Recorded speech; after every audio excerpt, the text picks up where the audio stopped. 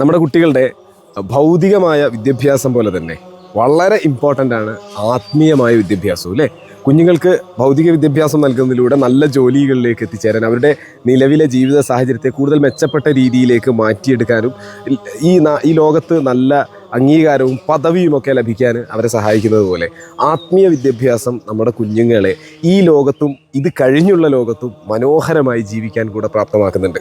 ഏതായാലും ആത്മീയ വിദ്യാഭ്യാസം ഇപ്പം നിലവിൽ നമ്മുടെ നാടുകളിൽ നൽകിക്കൊണ്ടിരിക്കുന്ന ഒരു മദ്രസ സംവിധാനത്തിലൂടെയാണ്.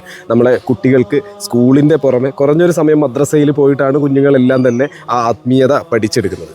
അപ്പം ഇതിൽ നിന്ന് മാറി ഇതിലെ പ്രായോഗികമായ ചില വിഷയങ്ങളെ നമ്മൾ പഠിച്ചു നോക്കിയപ്പം ഇതിൽ നിന്ന് മാറി കുട്ടികൾ ആത്മീയത പഠിച്ചെടുക്കുക എന്നതിൽ നിന്ന് മാറി കുട്ടികൾ ആത്മീയത പരിശീലനമാക്കുക എന്നതിലേക്ക് ചിന്തിച്ചു വന്നപ്പോഴാണ് നമുക്ക് അക്വ എന്ന് പറയുന്ന മനോഹരമായ ഒരു മദ്രസ സംവിധാനം തുടങ്ങണമെന്ന ആഗ്രഹം ഉണ്ടായിട്ടുള്ളത്.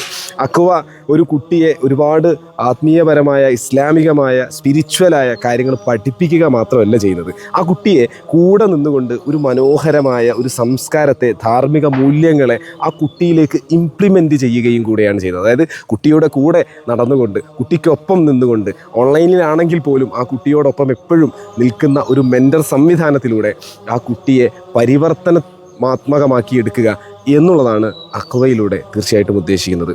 മദ്രസ പഠിക്കുന്ന കുട്ടികൾക്കും അക്വയിൽ മദ്രസയിൽ ജോയിൻ ചെയ്യാം, ഒരു ട്യൂഷൻ എന്ന രീതിയിൽ. അതല്ല, മദ്രസ തീരെ പോകാൻ കഴിയുന്നില്ല, മറ്റു വിഷയങ്ങളൊക്കെ ഉള്ള കുട്ടികൾക്കും ഈ മദ്രസയ്ക്ക് പകരമായിട്ട് അക്വയെ ചൂസ് ചെയ്യാം. ഇനി ഒരു കുട്ടിക്ക് ഇൻഡിവിജ്വലായിട്ട് അറ്റൻഷൻ വേണമെന്ന് വിചാരിക്കുക, എൻ്റെ കുട്ടിക്ക് മാത്രം ഒരു ടീച്ചറെ കിട്ടണം, ഇതിനും അക്വയിൽ സംവിധാനമുണ്ട്. ഏത് രീതിയിലാണെങ്കിലും കുട്ടികളെ ആത്മീയ പരിവർത്തനം ചെയ്യുക എന്ന മനോഹര പ്രതിജ്ഞയിലാണ് അക്വ മുന്നോട്ട് പോകുന്നത്.